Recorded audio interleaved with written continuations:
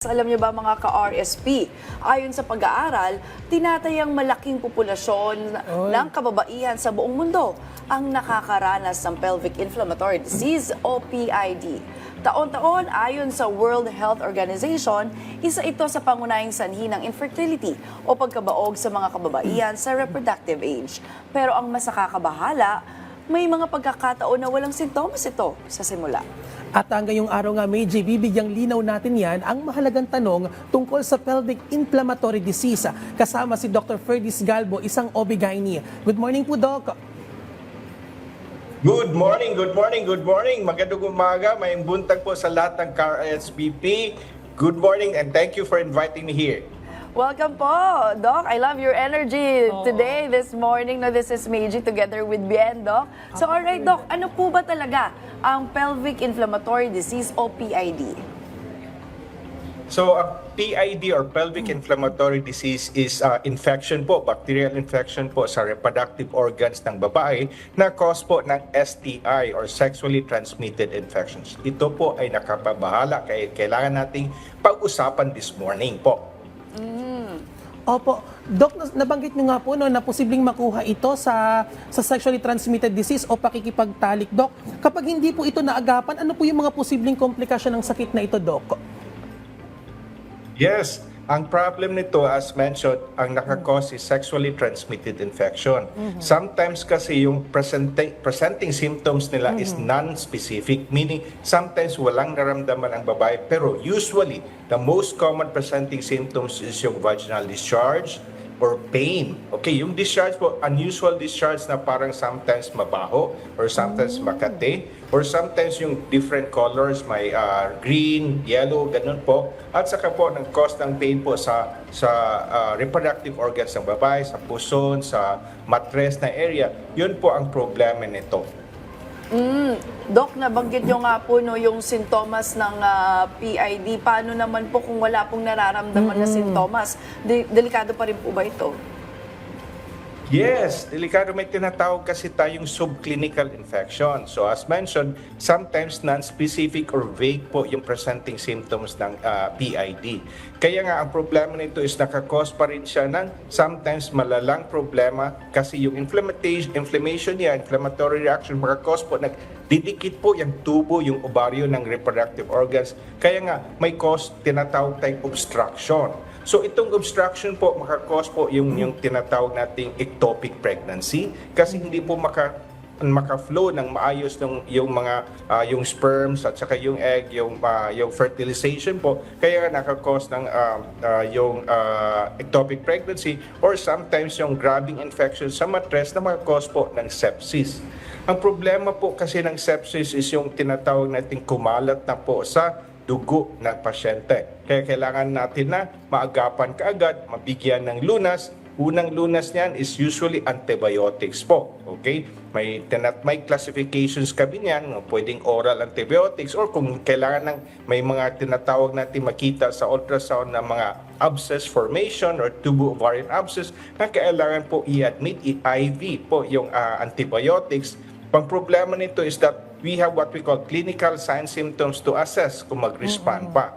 Kung hindi po mag-respond, yun po, kailangan natin na mag-surgery. So ang problema ka surgery, sometimes yung tinatawag natin pelvic clean-up, yung matanggal na po yung mattress, yung tubo, ovaryo, kasi po kailangan matanggal po yung source ng infection. Yun po ang maka-problema natin kasi it will cause the reproductive organs to be removed po sa babae. Yun po ang mga worst scenario. At yan, isa pa rin yan. I have to tell the patients, I have to tell our viewers, mga ka-RSVP natin, yung STI kasi, yung sinasabi mong chlamydia, gonorrhea, yun po ang most common. Yun po, parang sisters po siya. Pero you have to think also, HPV, human papillomavirus that causes cervical cancer is also an STI. HIV, human infectious disease o yung HIV natin ang cause ng AIDS po, yun po is still can be transmitted at will present also as PID. Yun po ang mga worst scenario na kailangan malaman ng ka-RSVP natin. Doc, follow-up question lang, no? So, kung kayo po ay, kunwari, ang isang pasyente, ang isang babae nagkaroon po ng gonorrhea, chlamydia, or HPV, Kailangan na po ba mag-test agad for PID? Is it like automatic na magkakaroon na po ng PID ang isang babae? Ganun po ba yun, Doc? Not always automatic, but it would be better na kailangan magpakonsulta kagad para ma-test. Tapos, yung screening test natin, yung mga test sa pap smear, yung mga gram staining, KOH, all those things, all sometimes ultrasound, to assess po. Kasi pag hindi po magapan kaagad, delikado po yun. As mentioned, it not only cause infertility dahil or ectopic pregnancy, it can cause also sepsis or infection po sa katawan po ng babae. Naku, talagang nakakabahala to, Meiji. Doc, ano po yung mga lunas na pwedeng gawin ng ating mga kababayan para at least makaiwas dito sa PID? Okay, ang lunas po is first is prevention. Okay, yun talaga ang una nating pag-usapan. Prevention is that we have to be frank with our viewers in KRSPP, yung especially yung mga young population natin, yung sinasabi nating party-party or yung mga one-night stand, we have to as much possible refrain from it kasi po yun po ang source ng sexually transmitted infection. If the need na kailangan talaga magkapagtalik, then you have to protect yourself. You have to use condom and all those protection para to lessen po yung chance po ng STI na causes po ng pelvic inflammatory disease. Doc, follow-up question lang, no? Pwede bang maulit itong PID once na gumaling na yung pasyente natin? Yes, may mga factors kasi tayo na yung tinatawag nating persistent or recurrent infection. First is hindi kayo po nagpakonsulta ng maaga. Second po, yung binigay na gamot ng doktor, hindi niyo kinumpleto. Sometimes 2-3 days, sabi niyo, okay na ako, hindi na ako Hindi po, kailangan po yung i-complete po yung protocol talaga to make sure na mamatay yung lahat ng mga bacteria, yung cause ng PID. Pangatlo is that you have to treat the partner, yung source po ng infection. Kasi pag nakipagtalik agin ka sa partner mo, yung source ng infection, pabalik-balik lang yung infection na hindi mo malaman na maging worse na po. So yun pong tatlo talaga ang pinaka-kailangan nating maintindihan to prevent po a recurrence po ng infection.